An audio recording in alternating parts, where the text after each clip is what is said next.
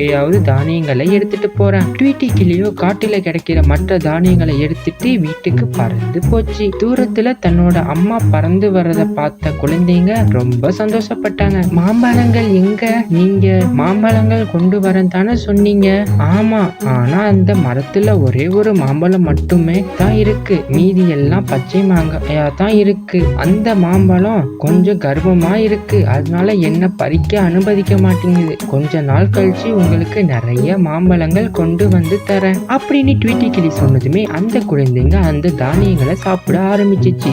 இப்படியே 2 நாட்கள் கழிச்சு அந்த மரத்துல பச்சை மாங்காயும் பழுத்திடுச்சு. அந்த மாம்பழம் சந்தோஷமா இருந்துச்சு.